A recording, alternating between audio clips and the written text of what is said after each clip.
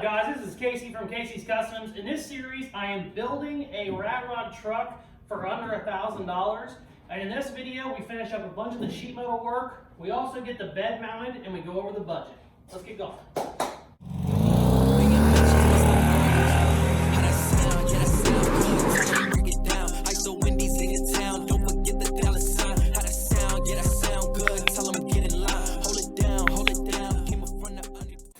Time to start filling in the cowl. I lost some of the footage, but I already have some of the pieces bent up, and I just use some self-tapping screws right now. They're just holding it in place before I weld it.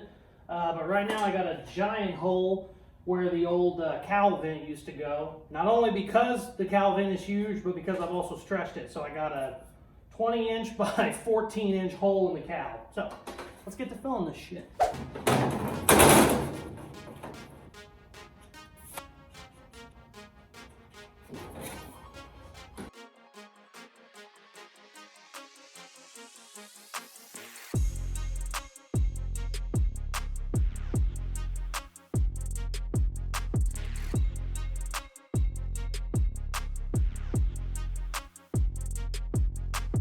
So I got all the pieces in the cowl. They're just tacked for now, so I still have to do a bunch of welding and grinding, but I'm real happy that that is finally joined together and not just a gaping hole. So on to the next thing. See, this is exactly why you do that. Look at where my mark was, where I just kind of assumed that's where it was by going off the panel beneath it. But if you look, if I would have ground where that mark was, I would have been in way too far. So what I'm gonna do now is wipe this off, take a permanent marker and run it all along the edge of the hood, and then I'll know exactly how much I need to do to make my gap nice. All right, now I'm gonna use one of these fat ones and just put it right on the edge of the hood, run along there. So now, anywhere that has marker on it, I know it needs to get ground down. So just a little bit, but it's enough to make your gap look good versus, you know, no gap like it has right now. Kind of a neat little trick. Pretty much already there on those. Beautiful. All right, let's grind it and weld it.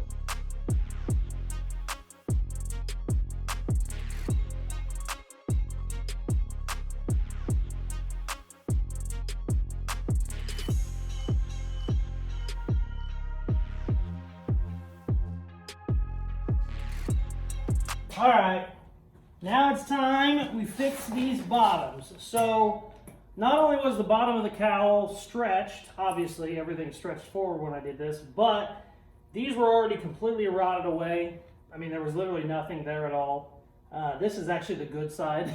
There's nothing there. The other side was just completely nothing there. So we need to bend up. Basically, the whole bottom of this cowl, we just need to replace. And since we widened it, instead of having a little 2-inch cowl piece that it would have been, now we have a full-blown, 12-inch piece. So,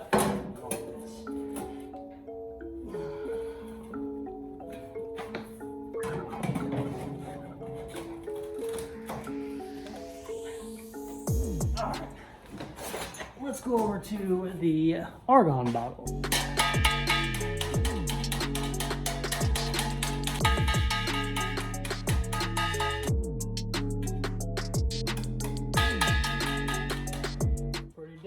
Right there. Not looking too bad. Let's go check it. Perfect! I need to trim all this so it's not overlapping, but that's pretty good. Hell yeah. All right, let's do some trimming and then we'll weld it.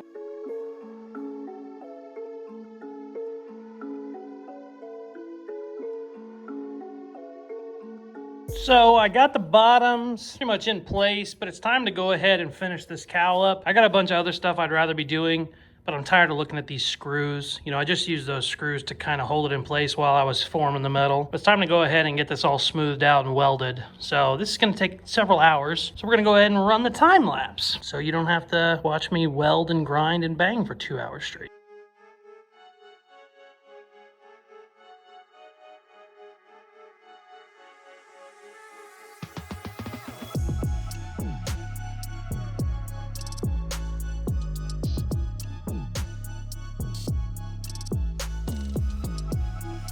So I had to get some wire for my welder, and I was at Menards, and they had a sale on chains. This is a I think 10 foot or 15 foot. It was $8, $8.99. So we're gonna go ahead and put chains on the tailgate. I wasn't going to at first because I thought it was very expensive. It's like $20 a foot normally. Well, they were running some special where it was already pre-cut. So let's put some chains on the tailgate.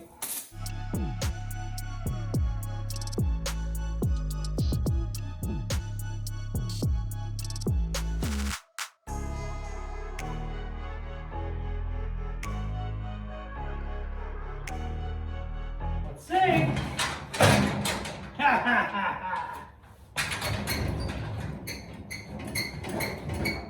Cool. Fuck yeah. We got a working tailgate.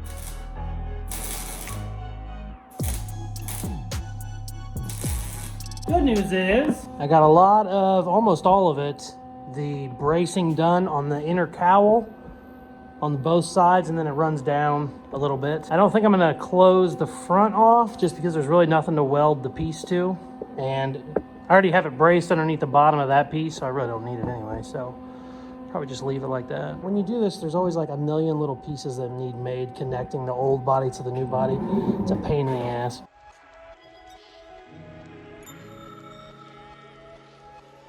So something cool just happened.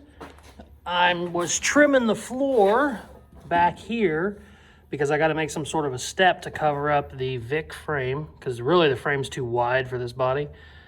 And I totally just hit a brake line. So that sucks so much. Pretty sure the brake line on these are ginormous too. I think it goes from the rear end up to in front of the cab. So that's going to be a giant pain in the ass to fix, which sucks a lot. But I'm going to get going on this step. I think I'm going to measure out the piece I need, go to my other shop so that I can put a bend in it, or I might put a roll in it. I'm not sure I'm going to do it yet, but either way, I need more sheet metal, and I have some down at the other shop. So let's take some measurements on this and get some metal. 17, 5. Perfect.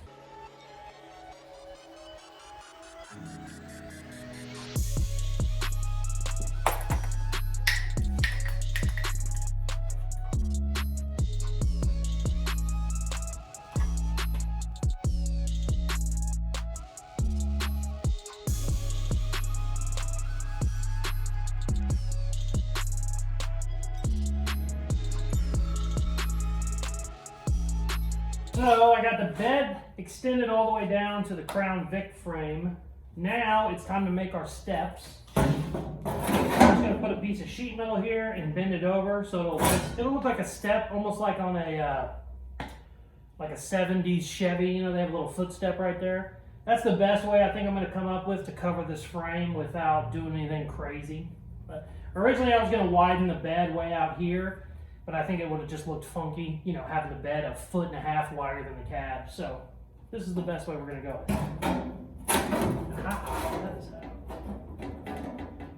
Yeah. All right. Let's do this. I have got to clean this fucking shop. Jesus Christ.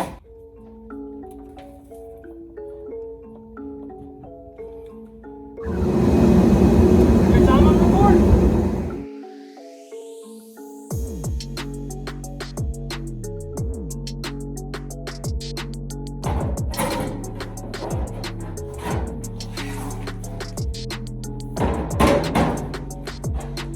I gotta trim it. I don't hate that as much as I thought I was going to. I'm just gonna cut it there for now. Technically my running board I think will be up here somewhere, but I'm not gonna cut it all the way up there. I'm just gonna trim it. I'm gonna trim it for the bottom of the fender for now. The fender might be there because it's so rusted. It might actually be way down there. Fuck it, let's cut it.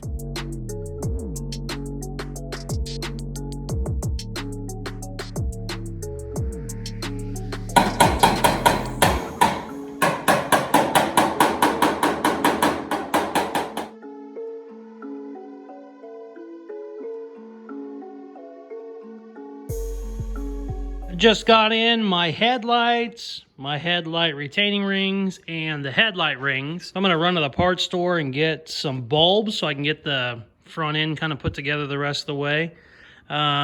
I also got some drawings for the running boards. I'm gonna have those made at a local steel shop. I don't have a bender long enough. I don't have a press that's 72 inches long. So there's a place here in town that bends stuff for me for free. Basically, if you just buy the sheet metal from them, they'll bend it. So I'll just buy the sheet metal. It'll be probably 20 bucks, 30 bucks, and then they can bend it to however I need it bent. So that's all gonna be on the next video though. I figured I would go over the budget since I haven't done it lately. Let's go through the budget where we're at as of January 15th. So this is as of January 15th.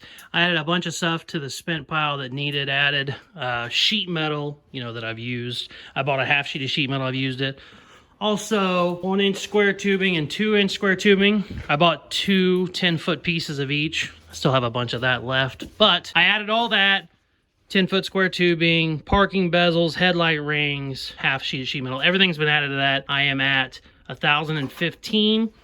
I also sold the 54 Ford vent. It was the cowl vent. I sold it the other day on eBay for 50 bucks. Spent 1,015. I've made 522. Currently at 492.67 as of the 15th of January. Also, a couple people were interested on where the tools are at. Basically, pretty much the same thing. I've added my welder now since I did this originally. I've been welding stuff. I also use my air saw in a couple little places, and then the hammer and dolly. So total spent on every tool I've used to build this so far is $355. This obviously isn't going in the budget. People were just curious. People were saying, originally guys were telling me, yeah, you can build this cheap because you're gonna use $20,000 in tools, when in reality, that's about all I've used. I need to probably add sockets on there, but I mean, a $10 socket set. So $365 is where I'm at on tools spent. But we're still doing good on our main budget of under 1,000, but I still have a lot I have to buy. And unfortunately, this stuff is not getting cheaper. I never thought I was gonna be in the headlight buckets and stuff for like 75, 80 bucks. I never would imagine that. I assumed Ford stuff's a lot more expensive than Chevy, I'm finding out. If these were like 50 Chevy parts, this probably would have been $20 for all of it. I mean, they're just so much different. But I'm still worried about glass, tail lights, shit like that. That can add up real quick. So I'm trying to make sure we get some more stuff sold. Hopefully this dash sells. I got it on eBay for 100 bucks. Hopefully I can get some more stuff. I still have plenty of other stuff on eBay, but it hasn't sold yet. So anyways, that was a long-winded way to say I'm at 492. Thank you guys very much for watching. As you can tell, we got a bunch of sheet metal work done on the exterior of the truck. In the next video, we're going to start doing a bunch of sheet metal work on the inside. I still need to secure the cab to the Lincoln body better.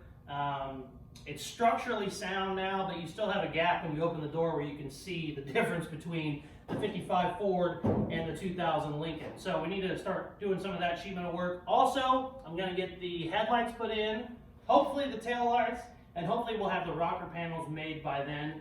Stay tuned for all that. As always, please like, share, comment, all that good stuff they tell you to do at the end of videos, and check out some more of my other videos. Peace.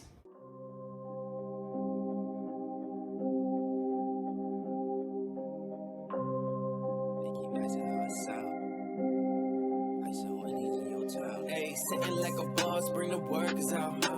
Press on the exhaust, we be skirts now. No, we not the same, what you talking about? Got me all up in your mentions, must have heard around.